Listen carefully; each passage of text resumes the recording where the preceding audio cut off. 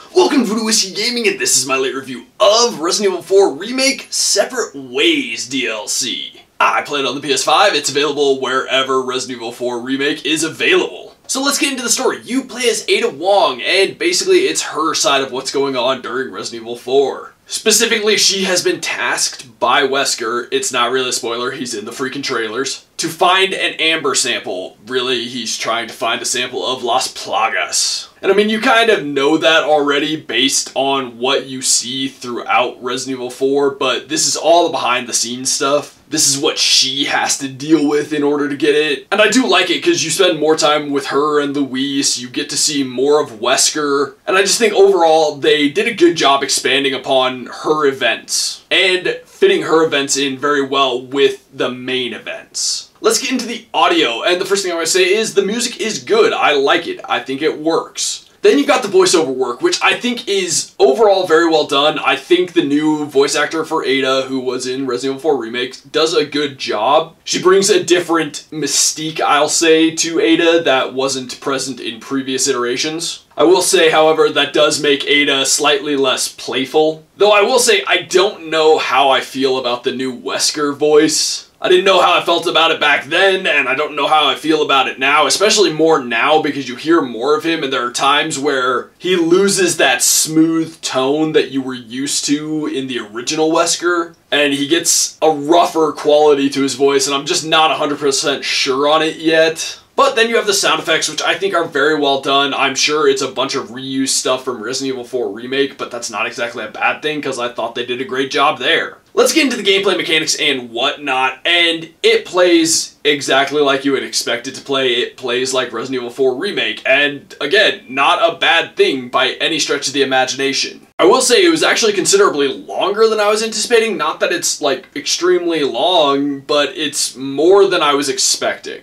But like Resident Evil 4 Remake, you run around, you shoot enemies, you collect items, you solve puzzles. They do add a couple of new elements for Ada. Obviously, Ada's signature item is the grappling hook, and you do get to use that, both for traversal, although that's fairly limited, but you also get to use it as part of her melee attacks. Like, if you're far away from an enemy, but you put them in a downed position to do a melee attack, you can use the grappling hook to do a melee attack on them. There's also an attaché case, like charms, that allows you to actually rip away enemy shields. I didn't use it. I'll probably give this another playthrough and use it then. But I like that they did actually integrate that. They also give her a thing called the Iris, and it's like a special contact lens. It allows her to like track footprints, as well as like do door codes and stuff like that. I thought that was a clever little thing. It's not a huge gameplay thing, but I thought it was like a clever little spy thing, which fits with the character. From a gameplay standpoint, they also took some things from like the classic Resident Evil 4 that weren't in the remake and used them for Separate Ways, and I thought that was fun and clever. One thing I should say is I found stealth far more useful as Ada. I found myself trying it out a lot more than I did with Leon. It tended to just always fail when I did it with Leon, but with Ada, I think they put some effort into making it work. And by that I mean like enemy placement, enemy movement around the areas. I just think they did better at making the whole stealth option work there.